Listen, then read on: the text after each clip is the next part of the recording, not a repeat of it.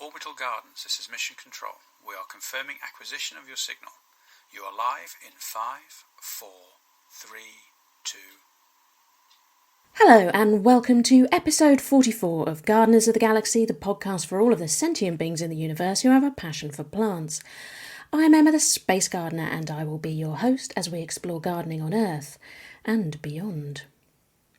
Wikipedia has a list of astronauts by nationality, and it says that by January 2018, people from 37 countries had travelled into space.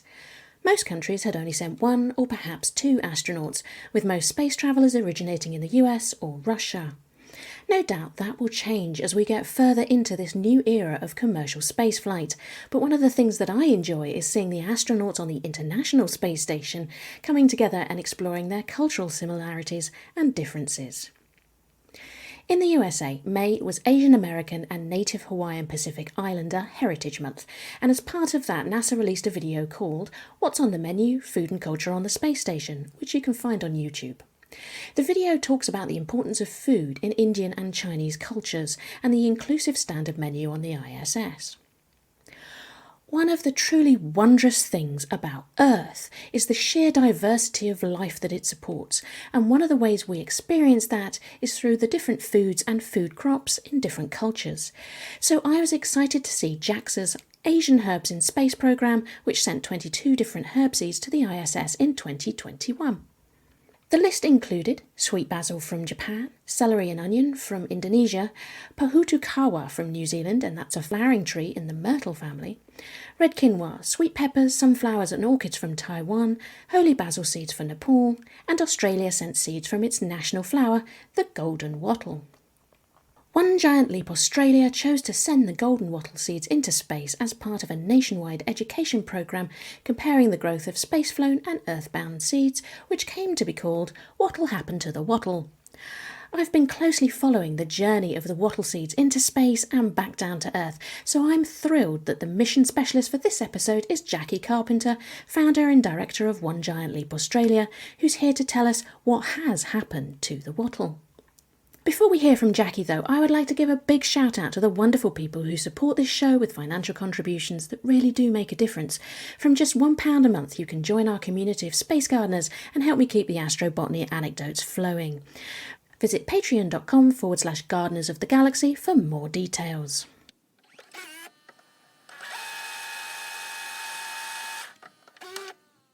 Hi Jackie, welcome to Gardeners of the Galaxy. It's great to have you on the show today.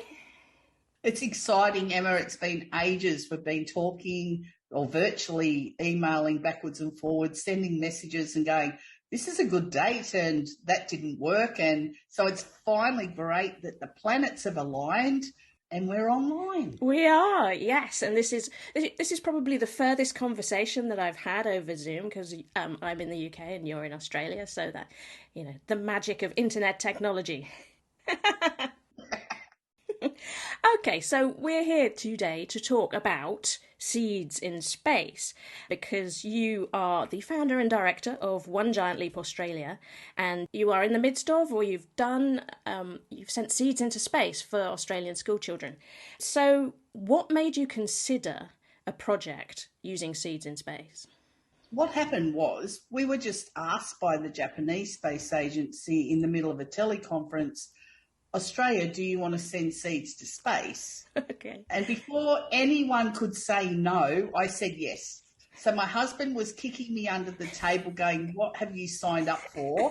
And this is because the Australian Space Agency support us in our STEM outreach that we're doing in Australia and globally. So we were doing a project called the Asian Herb in Space program, and it's got two missions. And the first mission was growing sweet basil and holy basil on the space station, but then they needed ground control experiments to happen. So we started to do that, and we sent out 300 kits around Australia, and all the kids were growing sweet basil. And then in the middle of that, they said, well, mission 2 is space travel seeds. So, okay, this sounds interesting. And that's when they asked if we want to be involved. Of course, I said yes, with no budget, and just went, yeah, we want to do that. Yeah. And they said, Australia, what seeds do you want to send? I went, I'll get back to you on that. Because it's not, I think gardening's in my skill set down just above my poor cooking skills. Right. Okay, I have a Facebook page, 50 Shades of Charcoal. That's my cooking page. So really and truly, I had no idea. So I racking my brains, and I said to my husband after we'd gotten off the teleconference and he gotten over the shock, I said to him, it has to be iconic. It really needs to be something. If it's Australia and it's the first time we're doing it, it's got to be our national floral emblem, the wattle. And so I said, it has to be the golden wattle. So I told Jaxa it was going to be the golden wattle. And then about 3 o'clock in the morning, 2 weeks later, I just went, oh, I know, what'll happen to the wattle? And that's how that all started. So it's just been an incredible experience trying to get it all to happen. And I think what's really important is you can't just randomly send seeds around the place and say to someone, this is an amazing plant in the middle of Africa, go grow it in the Sahara Desert, or, something that carries disease that can wipe out a whole crop of food for a country. It's all of those rules, regulations, all of those things that Jackie didn't know anything about because my background is primary teaching. So when I said golden wattle, I just knew I'd have to take little steps and just sort through each single problem as it came up. So, and then we thought what we'll do is we'll send the seeds up, but we'll keep the same seed lot of seeds down here. And so then we developed an experiment where groups of people could apply, and they got 6 seeds that stayed on Earth and 6 seeds that went to space from the same seed lot. So then they can compare the germination and the growth. They can compare anything else that they want to compare, but my limited amount of knowledge, I figured what I wanted to do was just have a baseline, and then if anyone did anything extra like genome, whatever, genetics, whatever, if they had the ability and they had the resource, go for it. Yeah. But if you're a preschool, and we want to inspire our kids from a young age to come into these areas and careers. So if they were young and they didn't have the resource, if they were from a place that didn't have budget for all these expensive things, they could still participate. So to me, it was really important to include everybody. Equity is really, really important to the things that One Giant Leap does. So it was funny because then I had to work out how to get the seeds to Japan. Then from Japan, they went to America. Then from America, they went to space. Then they came back the same way. And even in our own country, I live in New South Wales. To send seeds to Western Australia, they need another inspection on the border in our own country. So I didn't know all these things when I started, and I've just met amazing people along the way. And it's just been the right people in the right place picking up the phone that have enabled us to actually get it all to happen. So we had kids sitting up in the middle of the night watching the rocket launch, and teachers were up making little videos about it because it went for too long and the kids' concentration spans were out the window, and stories and things that people have done. So we really, because of COVID, we really couldn't do like a ready, set, go thing with it, and like everyone was going to plant their wattle on this day, because each environment is different. So some schools were locked down, some schools weren't, some aren't even schools. We have preschools, we have girl guide groups, we have all different groups involved. So it was difficult to keep the project continuing and going along. Teachers leading schools, programs, So we created an app, and the app that is they're gathering all the information on the app. So it's not time sensitive. It's more about, like right now it'd be useless to grow up because it's so cold. Yeah. So schools are waited this year to even get started. There are some schools that haven't even started yet. But it's just been an amazing experience trying to make it all happen. And I'll never forget, when you do something and you just don't realise how monumental it is until it's finished. Yeah. Right? I don't know. I've never done a PhD or something. Maybe that's how you feel with that. But honestly, I was just one thing at a time. We had to become a grain exporter at some point. And people were asking me how many shiploads of wheat were I exporting out of Australia. I'm going, well, I'm not. It's like 100, wattle seeds. Then funny questions around, well, we don't really have a bit of paper for that. Because if you think about it, you export something out of your country and it gets either, when it comes back, it's made into something else. Yes. So iron ore goes out, steel comes in. Wheat goes out, bread comes back. So we sent the same thing out and brought it back. And that's just not, that's just weird, because it says, where does it come from? You go, Australia, but hang on. It can't, because it's coming from Japan. Well, it is, because it came from Australia and they went, we don't care about the space bit. It's about that it came from another country. I'm going, oh, you have no idea. Anyway, so having those conversations on the phone, and then I'll get back to you. I have to ask the person above me. I don't know the answer. Sign this form, pay this money. Oh, we've got you to sign the wrong form. Here's your refund back. All of that went on. Yeah. And, but it's been hilarious. Like I said, I've met the most incredible people so inspired, honoured to be part of things, especially the agriculture people. When they came back, they were really honoured to be the ones to get them from Japan and actually inspect the seeds. They said it was a moment in their lives I'll never forget. And like I said, I didn't even think about it. It was just like process. Yeah. And then when they came back, and I'm sitting here at my home, and I've gone, I can't believe this. I actually sent this stuff to space and got it back again.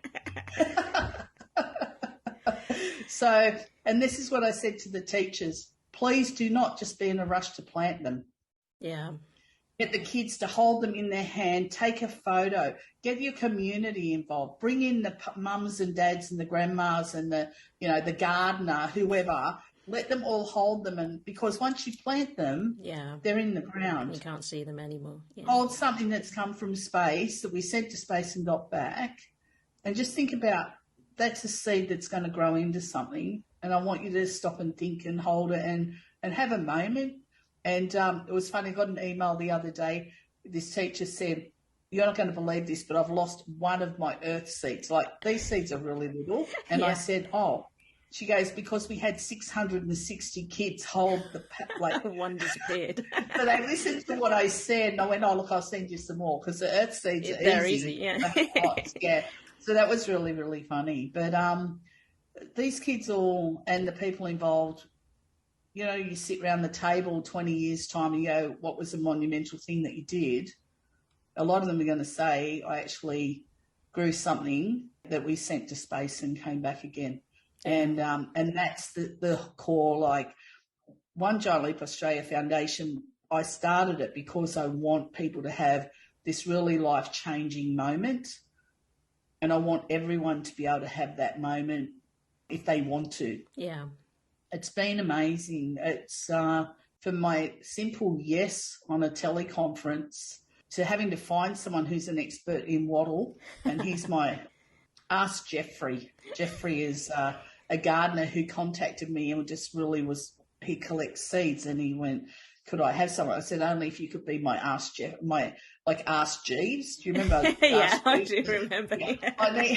I've got an Ask Jeffrey. So Jeffrey's my guy that if a school writes and I have no idea, I just go and I say, put it in your address box, Ask Jeffrey, and then Jeffrey gets back to me and tells me what the answer is, and then I help them. So yeah, it's just been amazing. So we now have them growing in Mohammed bin Rashid Space Centre in the UAE. They were gifted by our Governor-General, who's the highest ranking person in our country. We happened to be in Dubai doing a project there, and the Governor-General presented the seeds in resin in a frame, and I knew that they would want some to grow. So I had some in Dubai, and they were excited to get this. And then I could say to them, if you want to grow them, I can give you some. So they've got some. And then there's some schools and a planetarium in California who are going to grow them. And they're allowed. I've already looked up all the regulations, rules. Like I said right at the beginning, you have to be really careful of this stuff. Yeah. And then the Australian Embassy in Tokyo has been growing them now for 6 months, and they're going to gift them to the imperial family when they're finished. And we've got a map so we know where they all are, because often you can do this and then people go, where are they? Go, well, we don't know. So our app has a location map on them, and there's tags of all the different places that have registered to do it. So anyone can see that. So you just go to Seeds in Space, go to What'll Happen to the Wattle, and you'll see in the top left-hand corner, it says use our mobile app. Click on that and go to My Community, and you'll see there's a map, and it has all tags of all the places that have started to grow them and registered. Anyone can have a look at the graphs and the tables, and the kids are probably, I think this is the biggest space science experiment ever done in my country. Yeah. We have over 300 locations, more than 180,000 kids enrolled in those schools. And so lots of television and newspaper and news things that the schools have done. Someone asked me once, did I have a list? I went, that would be, I think you'd have to employ 10 people to get that done. Yeah.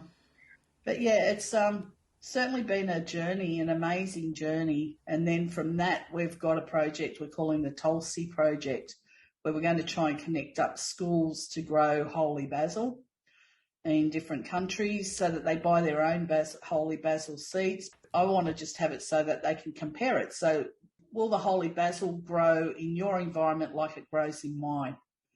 Because even just that, how come yours is growing taller than mine? Well, what's the temperature like? How much water did you know?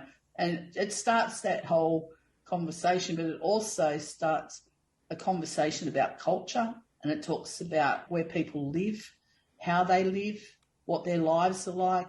And then you look into that, and that's tolerance and diversity. And I think it brings an element to what the kids do to get an understanding of how other people live. Yeah. And then, you know, less assumption and less judgmental about things. So, yeah. So it's more than just kind of just growing plants, I think. But you would know that. Yeah. So I have a question. So you said right at the beginning you sort of you leapt into this without really knowing what you were getting yourself into. So, I mean, the first step for me would be, where do I get my wattle seeds? So, you know, did you just go and buy them, you know, or like an off-the-shelf thing, or did you have to find somebody who could supply you with wattle seeds? I went to our seed bank. I rang them up and I just said, I'm going to be doing this thing. And the lady on the other end of the phone was just amazing. She goes, well, I happen to have from Victoria these seeds. And I've gone, well, that's cool. And she said, well, I'll just pack them up and send them to you. And that's how that started. Yeah. And what's really funny is everyone says, how much did it cost, right? Yeah. Like I said to you, no budget. How much do you think it cost us to send the seeds to space and get them back again? Well, actually, it cost $16.59. That's a long way to go on no budget. The ultimate hitchhike. And so I think about Buzz Aldrin's. Do you know he put an invoice in for his trip to the moon for overtime or something? Right? It just makes me laugh because that was the DHL fees from Canberra to Sydney. They came back in a diplomatic bag. And it was funny, and that whole thing, that was an esky. Do you know what an esky is? Like a polystyrene thing? Yeah, like a cooler, a hard cooler box, isn't it? Yeah. But it came back. Well, I thought a diplomatic bag, like I had, what do you think? Leather, like a briefcase buckles. or, something fancy. But no, it can be anything, can't it? It could just be a box. It was a polystyrene, like cooler, wrapped in yellow and green, which is the Australian sport colours, right? Green and gold. Yeah. And that's the wattle. That's why it's green and gold, because of the wattle. Wrapped in this tape, fragile and all this kind of stuff. And when they opened it, there were the wattle seeds in little bags lying on a bed of polystyrene peanuts so they wouldn't get hurt. Yeah. It was just, it was like, it made me laugh, but it also made me cry to think about how much care that they put into making sure that they got back, that they got back and everything was fine. Because my fear, how much do we lose? And not putting down the mail system, they deal with so much mail every day. Yeah. And especially with COVID, the increase in the mail, and they were not ready for the capacity or the amount of stuff. So I was really scared that I'd get it all to space, get it back, and then lose it in the post. Because if you think about seed packs, they're only little, right? Yeah, yeah. I actually was talking to the agriculture department, and I said, I'm really, really scared. I've got all these kids waiting, all these teachers waiting, communities waiting. Imagine if at the last minute we get them all the way up there, all the way back, 7 months in space and lost in the post. And that's why they came back in a diplomatic bag, because we were all terrified that it would be, because it's not like you can just go buy more. No. You know what I mean? No, you've got to go through it all again. Yeah. And all the government departments, everyone, like I said to you, the amount of people that just on the other end of the phone who helped just out of the goodness of their own heart. It's just a testament to all the beautiful people out there who really, when the phone rings, take on board someone else's problem and makes it their problem, and then they help you fix it. So, yeah, the diplomatic bag was hilarious. And you'll see pictures of that on the website, of that esky of the cooler. Yeah, fabulous. It's just been a crazy, crazy thing. And I am really, really glad we have, if anyone's listening and they want to see all the entries from the schools, because we said to the schools, you have to apply, you need to tell us why we should choose you to get these special seeds. And then we wanted a 2-minute video. So I have everything from zombie teachers who pretended to eat the space seeds, walking around a computer lab with their arms outstretched in science lab coats, to kids their orchard burnt down in the bushfires, because it was at the time of the fires, right? And we lost 6 million hectares of bushland. Yeah. And one school, the parents had fundraised all this money and they built the kids an orchard.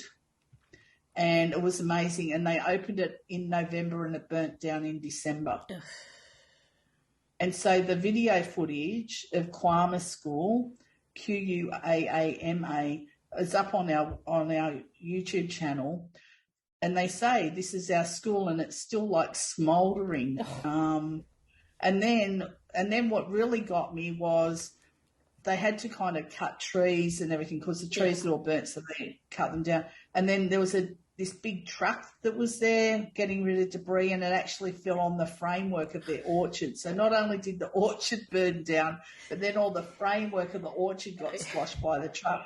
And they just said, we just want some colour. Yeah. Because Wattle's so beautiful. We just want some colour back in our school. And they showed a video of the kids who lived next door to the school, and their home was rubble. Yeah. So that was really, please choose us. I mean, why wouldn't you? Yeah, of course. Yeah. Yeah. And there's story after story. So every single location has got its own story.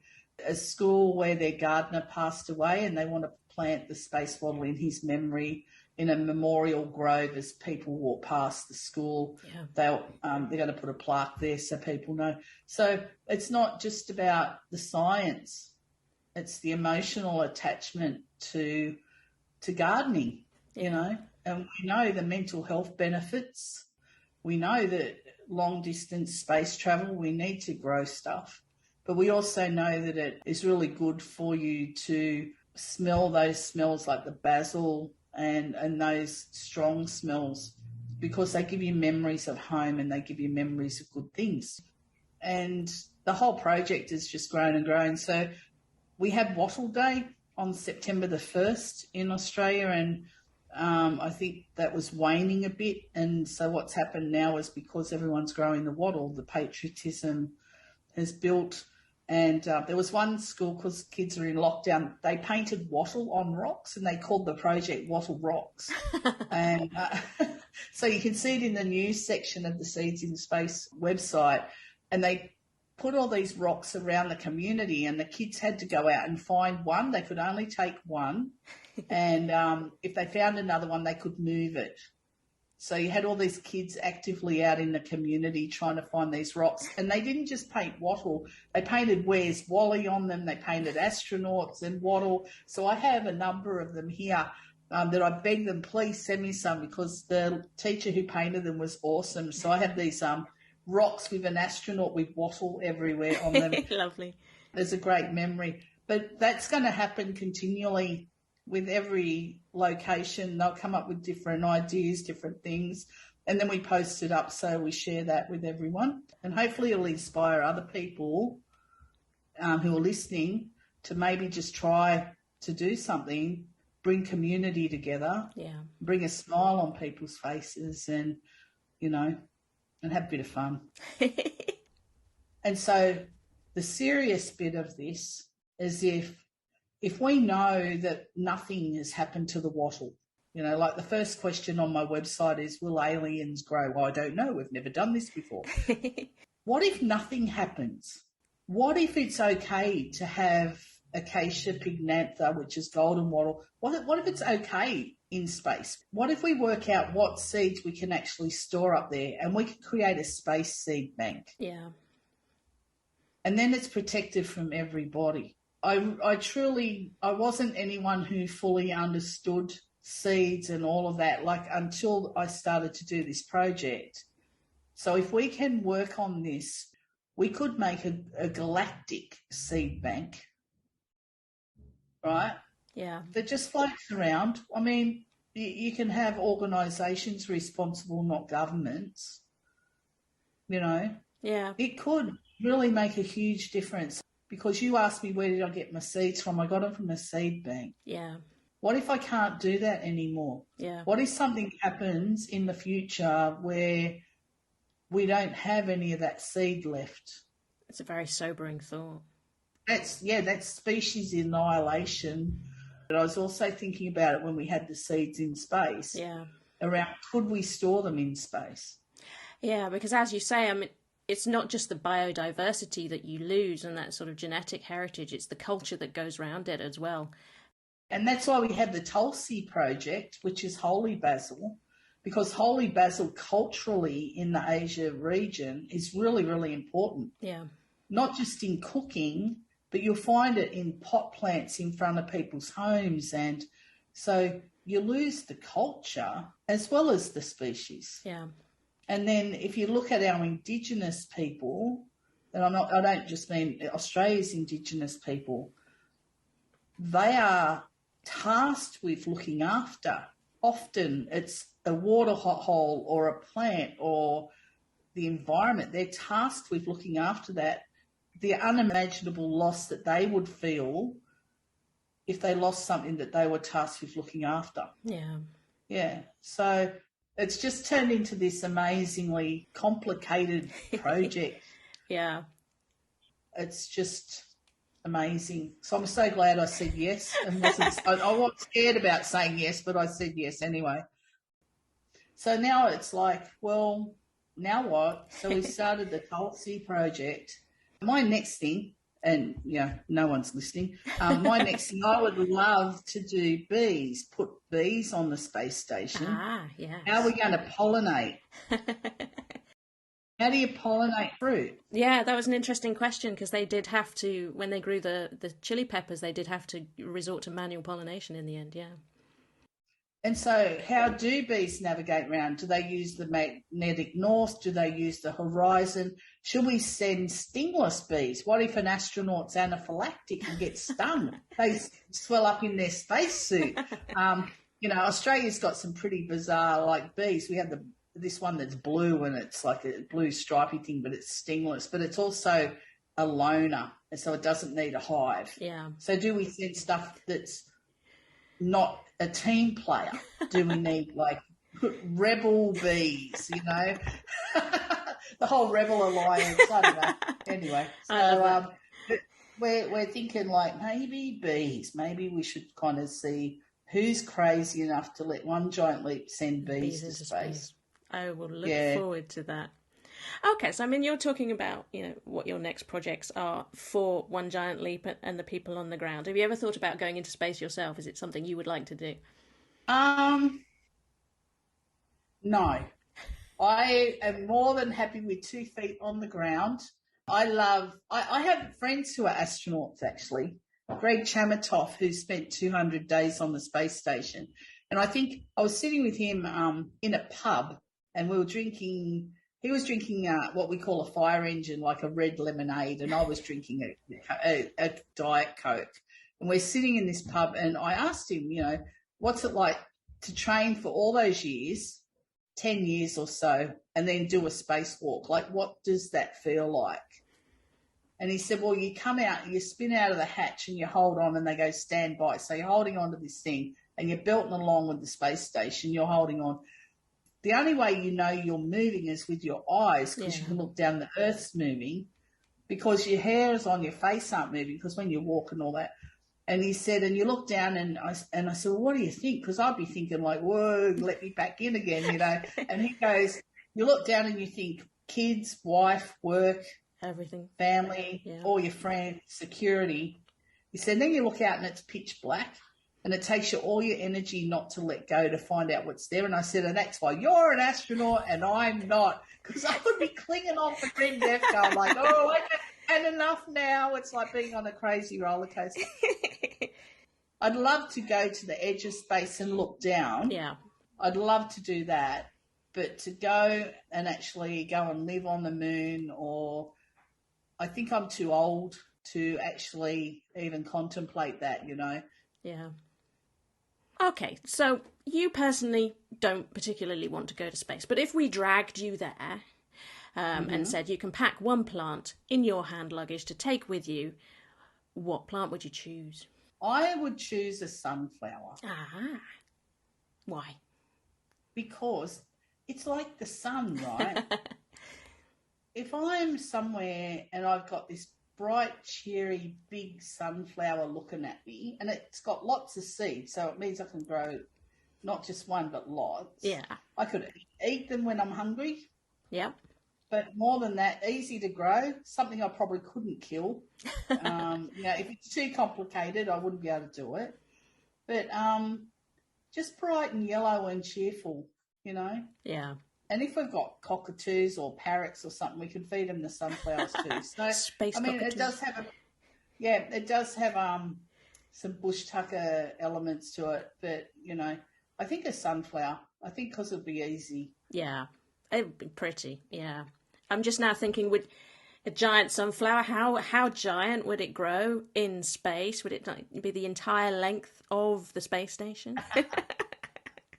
I wonder how big it would grow. So maybe that's the next thing. Maybe we should send some sunflowers up there. I wonder if they've actually done it. I don't think they have, because they're quite large. Officially that I'm aware of, but there was a NASA astronaut called Don Pettit who grew some unofficially. He grew space sunflower alongside space zucchini and space broccoli. But he didn't really have any resources, so it was in a plastic bag and stuff like that. So, but I just think, a sunflower, because if you're feeling lonely and you're missing home, it's that nice, bright, cheery thing. You briefly mentioned bush tucker then, and you're the first Australian that we've had on the show, and I do enjoy sort of stories about bush tucker. Are you into bush tucker? Do you like eating native foods? I can tell you about wattle. They make wattle seed scones, and there's lots of wattle seed this and that, and the wattle tree, I think they called it the shut up tree, because they give the kids the gum to chew and stick their teeth together. So there's all these different stories that I've heard, and there's a place called Dalwallanu, which is in Western Australia, and they have wattle week, and the tree, the use of the tree, the seeds and all of that. So I have tried various types of bush tucker. I kind of have not tried witchetty grubs. I'm not much interested in that, but I have had bush fig jams and things, delicious, very intense flavours. Yeah. If they have intense flavours, maybe they'd make really good sort of additions to the space food menu. So, yeah. Well, actually, I saw today there was a truck going through London with the Vegemite logo on it about its 100th birthday is coming up or something. And they're expecting a letter from the Queen, right? And this is just out of nowhere. I really, really want to put Vegemite on board the space station because it's a really strong flavour. Yeah. And so I've been chatting around this idea for a number of years, going, imagine if what you did was you got all the astronauts to have some on toast or on, well, they can't have toast up there, so tortilla. Have flatbread. Yeah, something like that. And they measure how much they have because it wouldn't be a much because most people think you put it on like peanut butter. You don't. It's the thins. Right, yeah. And then go to space, stay like in a month's time, then how much Vegemite would you need to actually taste it? Because it would be like peanut butter, right? So don't tell the Vegemite people because they might take my idea and go, yes, we're going to put Vegemite on the space station. So, so that's something that if I had anything to do with an astronaut going up, I would be going, can you secretly take my Vegemite? Yeah. Do my little experiment, my taste test in space. And it's vegetable. It's vegetable. So so it's a vegetable protein. So it's just interesting. But yeah, Australia, it's a crazy place. But but honestly, it's just to be given the opportunity to talk about this project has made me really realise how massive it's become. Yeah, nothing is small anymore, certainly not in terms of space. Everything goes global, which I think is just brilliant. But I really, truly want to put a big shout out to the Japanese Space Agency and the Australian Space Agency for supporting us, and the Australia-Japan Foundation supporting us in getting this project done and helping us get the word out globally to everybody. So who knows what's next? Who knows? If I do bees, we can always talk about pollination. Absolutely, yes. You can come back on the show and talk about your bees. That would be awesome. Or the Vegemite. We'll make an exception for the Vegemite. Well, Jackie, it has been brilliant having you on the show and talking about your projects. Absolutely wonderful. It'd be great to see how those Wattle get on over the years. All right, thank you so much, Jackie. It's been great to meet you. Okay, nice to meet you too, and big hugs from Australia.